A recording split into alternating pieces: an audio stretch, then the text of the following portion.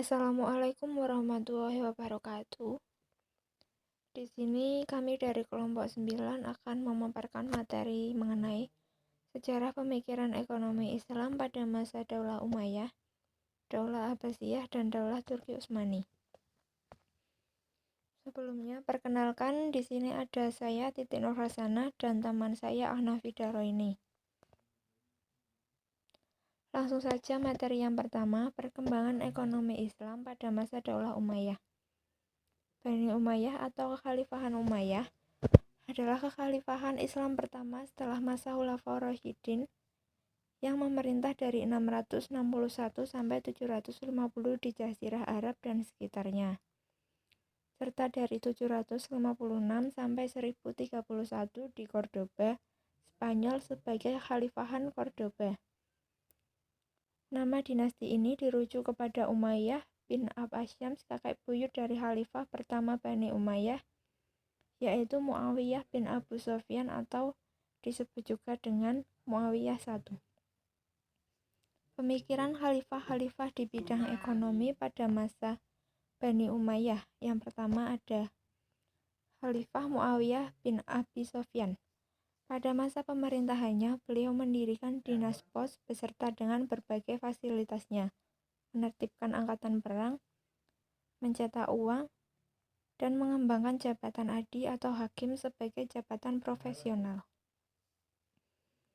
Selain itu, beliau juga menerapkan kebijakan pemberian gaji tetap kepada para tentara, pembentukan tentara profesional, serta pengembangan birokrasi seperti fungsi pengumpulan pajak dan administrasi.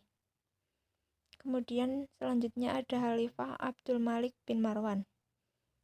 Pemikiran yang serius terhadap penerbitan dan pengaturan uang dalam masyarakat Islam muncul di masa pemerintahan beliau.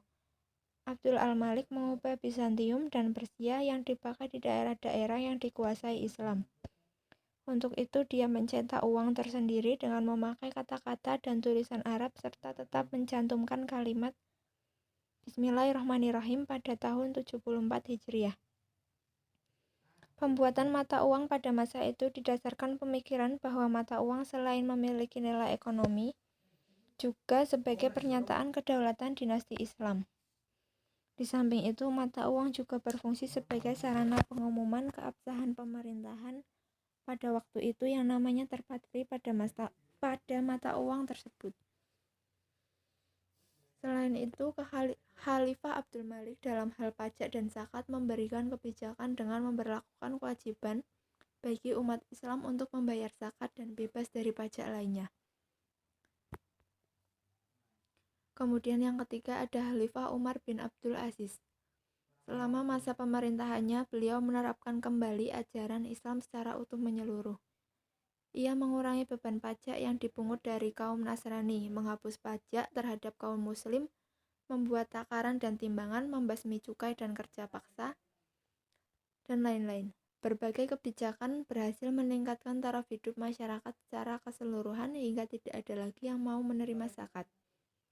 Khalifah Umar bin Abdul Aziz juga menetapkan kebijakan dengan mengurangi beban pajak atas penganut Kristen Najran dari 200 keping menjadi 2000 keping menjadi 200 keping.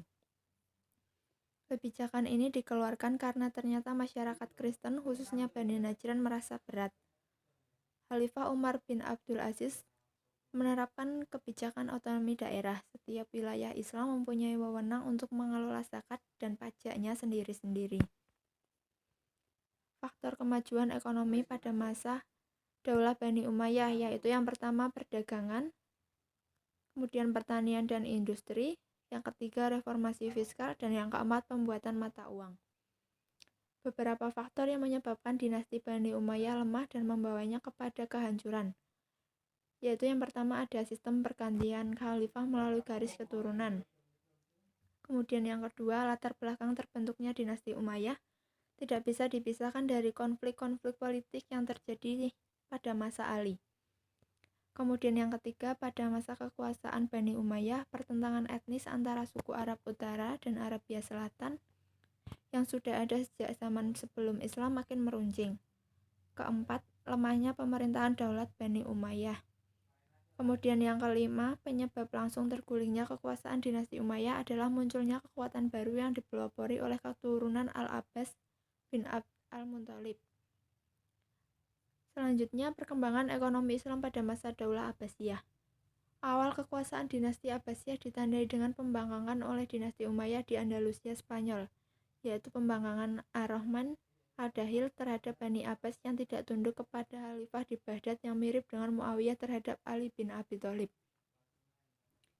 Abu al-Abbas adalah pendiri dinasti Abbas. Akan tetapi karena kekuasaannya sangat singkat, Abu Ja'far al-Mansur yang banyak berjasa membangun dinasti Abbasiyah. Ia digambarkan sebagai orang yang kuat dan tegas. Pada masa pemerintahannya, Baghdad sangat disegani oleh kekuasaan Bizantium. Pada masa ini, istilah jihbis yang dulu dikenal sebagai penagih pajak dan penghitung pajak atas barang dan tanah, sekarang populer dengan penukaran uang. Pada masa ini juga dikenalkan uang jenis baru yang disebut fulus yang terbuat dari tembaga, yang sebelumnya uang terbuat dari emas atau dinar dan perak atau dirham. Beberapa khalifah yang pernah memimpin pemerintahan saat dinasti Abbasiyah. Yang pertama ada Abu Ja'far al-Mansur. Pada awal pemerintahan beliau, perbendaharaan negara dapat dikatakan tidak ada karena khalifah sebelumnya Al-Safah banyak menggunakan dana Baitul Mal untuk diberikan kepada para sahabat dan tentara. Dalam mengendalikan harga-harga, Khalifah Al-Mansur memerintahkan bawahannya untuk melaporkan harga. Jika terjadi kenaikan harga, maka Khalifah Al-Mansur akan memerintahkan wakilnya agar menurunkan harga ke harga semula. Di samping itu, beliau juga sangat menghemat dana Baitul Mal, sehingga saat beliau wafat kekayaan khas negara sampai 810 juta dirham karena Khalifah Al-Mansur betul-betul meletakkan dasar-dasar yang kuat bagi ekonomi dan negara. Khalifah Harun ar-Rasyid. Popularitas Daulah Abbasiyah mencapai puncaknya pada masa Khalifah Harun ar-Rasyid dan putranya Al-Ma'mun. Kesejahteraan sosial, kesehatan, pendidikan, ilmu pengetahuan, dan kebudayaan, serta kesusastraan berada dalam zaman keemasan. Ia membangun Baitul Mal untuk mengurus keuangan negara dengan menunjuk seorang wazir yang mengepalai beberapa tiruan. Pendapatan Baitul Mal dialokasikan untuk riset ilmiah dan penerjemah buku-buku Yunani. Di samping itu, untuk biaya pertahanan dan anggaran rutin pegawai. Selain itu, Khalifah Harun juga sangat memerhatikan masalah perpajakan, sehingga beliau menunjuk Abu Yusuf menyusun sebuah kitab pedoman mengenai perekonomian syariah yang kitabnya berjudul Al-Haraj. Pada masa Harun ar-Rasyid, terdapat klasifikasi pembayaran jizyah.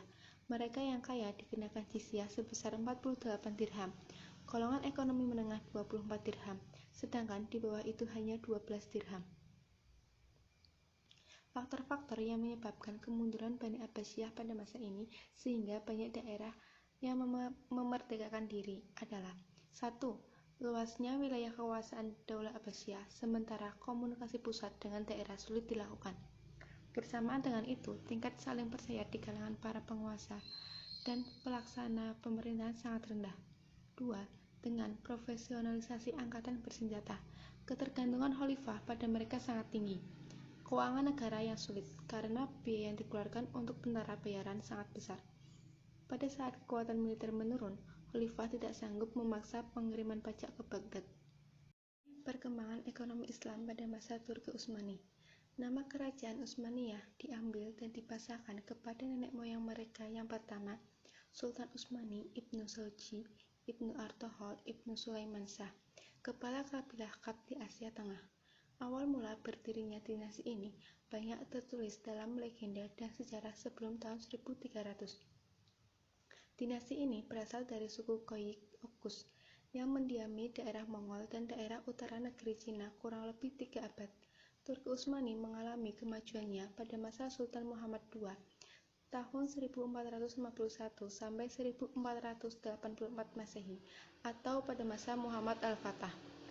Peranan utama pemerintahan Utsmani adalah menenteramkan negeri ini, melindungi pertanian, irigasi, dan perdagangan, sehingga mengamankan arus perputaran pendapatan pajak.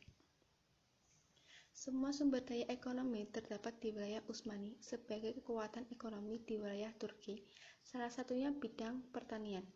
Rata-rata sumber penghasilan warganya berasal dari usaha keluarga berskala kecil di bidang pertanian, dan pajak sektor pertanian ini berkontribusi 40% bagi sumber pendapatan pajak negara. Ada beberapa faktor peningkatan produktivitas sektor pertanian Utsmani, seperti perbaikan irigasi, pemberian subsidi, serta peningkatan peralatan pertanian yang modern yang dilakukan pada abad 19 Masehi. Kebijakan politik pemerintahan pusat Utsmani sekali lagi menjadi kemunduran pertanian Utsmani. Wewenang pejabat-pejabat di daerah terlalu besar. Akibatnya, untuk menekan pajak yang besar, banyak para petani memberikan suap kepada para pejabat untuk mengatur pajak mereka.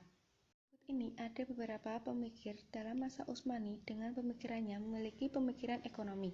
Yang pertama, Haji Khalifah. Bangsa Turki mengenalnya dengan Khatib Çelebi. Pada tahun 1630 Masehi bersama Kochubey, sekitar tahun 1653 Masehi, menulis tentang fenomena ekonomi Utsmani dalam perdagangan internasional serta ekonomi domestik. Ahli sejarah pada masa ini lebih cenderung menghindari pembahasan tentang ekonomi. Yang kedua, Kemal Kafadar. Salah seorang pemikir Utsmani yang cenderung pada pemikiran ekonomi ialah Kemal Kafadar. Walaupun Kafadar tidak sehebat Ibnu Khaldun ataupun Al-Marqiz yang hidup pada penghujung abad ke-16. Kafadar mengkritik kebijakan menurunkan nilai terhadap mata uang logam yang diterapkan oleh pemerintah pusat Utsmani untuk mengatasi inflasi. Yang ketiga, Mustafa Ali. Nama lainnya juga cukup berpengaruh dalam bidang ekonomi Utsmaniyah ialah Mustafa Ali. Ali juga mengkritik kebijakan ekonomi pemerintahan pusat Utsmani yang terlalu bergantung pada jumlah perputaran uang beredar dalam mengendalikan inflasi, melalui pemikiran politik, sosial, dan analisis sejarah. Faktor yang menyebabkan kerajaan Utsmani mengalami kemunduran diantaranya adalah: yang pertama, wilayah kekuasaan yang sangat luas. Perluasan wilayah yang begitu cepat yang terjadi pada kerajaan Utsmani menyebabkan pemerintahan merasa kesulitan dalam melakukan administrasi pemerintahan. Yang kedua, heterogenitas penduduk. Sebagai kerajaan besar yang merupakan hasil ekspansi dari berbagai kerajaan mencakup Asia Kecil, Armenia, Irak, Syria, dan negara lain, maka di kerajaan Turki terjadi heterogenitas penduduk. Yang ketiga, kelemahan para penguasa setelah Sultan Sulaiman wafat, maka terjadilah pergantian penguasa. Yang keempat, budaya pungli. Budaya ini telah merajalela yang mengakibatkan dekadensi moral terutama di kalangan pejabat yang sedang merebutkan kekuasaan atau jabatan. Yang kelima, pemberontakan tentara Jenisari. Pemberontakan Jenisari terjadi sebanyak 4 kali.